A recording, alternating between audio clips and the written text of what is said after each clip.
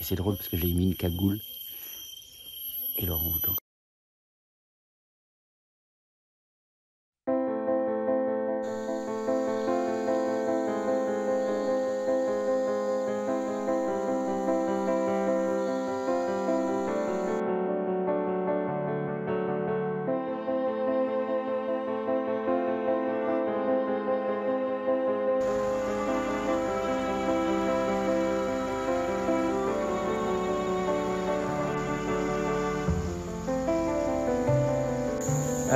Là je suis sur une des cages de soins qui est en face de la clinique et Tuna, l'un des maçons, est en train de l'aménager pour Youn. Youn, je vais vous le remontrer, c'est le petit gibbon qui est handicapé, qui peut quasiment pas se servir de ses membres inférieurs, donc il a tendance comme ça à se frotter le derrière sur le sol des cages et du coup il arrête pas de se faire des plaies, donc c'est un vrai souci. On a essayé de faire des cages avec sorte de filet, ça marchait pas. Donc là, l'équipe tente d'aménager cette cage de soins avec des tubes PVC pour qu'il soit jamais au contact de quelque chose en métal. Et tous les écrous qui servent aussi à maintenir le grillage sont aussi recouverts pour éviter que ça soit que ça lui fasse des plaies quoi. Donc c'est un vrai boulot et regardez.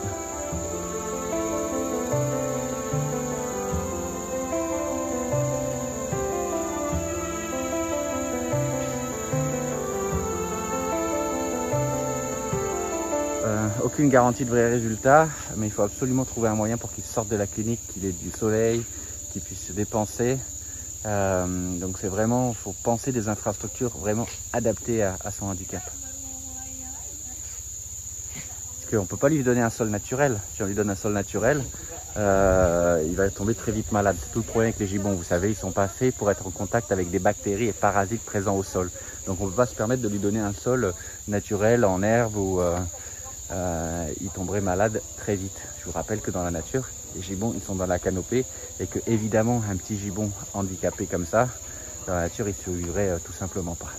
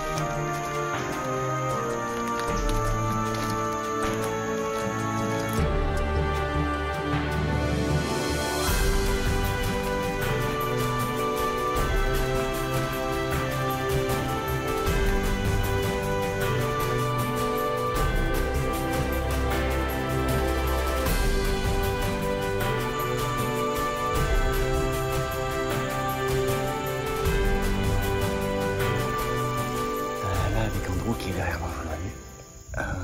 On attend sur la piste à Djamman. Il est déjà 8h30. On pourrait penser qu'il est déjà tard, les orang-outans sont sortis de leur nid, ce qui est probablement le cas, mais pas depuis longtemps. Parce que vous voyez la météo, il y a de la pluie, de l'orage, tout laisse à penser que les orang-outans ont fait un peu la grasse mat. Donc là on attend, parce qu'à chaque coup de tonnerre, on peut avoir un grand mâle qui pousse ces grandes vocalises.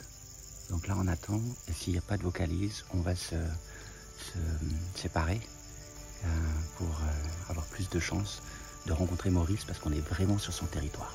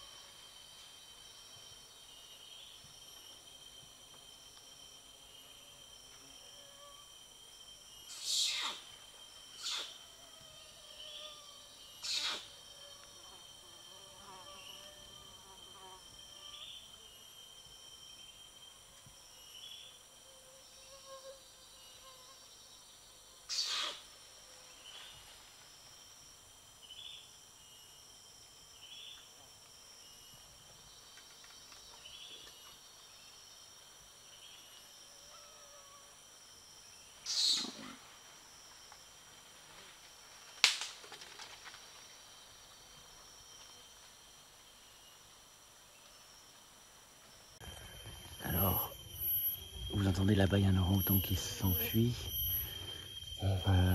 Donc j'ai pas trouvé Maurice pour le moment. Je suis tombé sur un mâle, mais pas un mâle dominant. Un peu par hasard, comme dans cette végétation basse, qui confirme bien qu'à cette période de l'année, ils sont tous dans cette région de la réserve. Un contact assez rapproché, mais comme vous voyez, la végétation est très dense. Donc c'était compliqué. Et c'est drôle parce que j'ai mis une cagoule.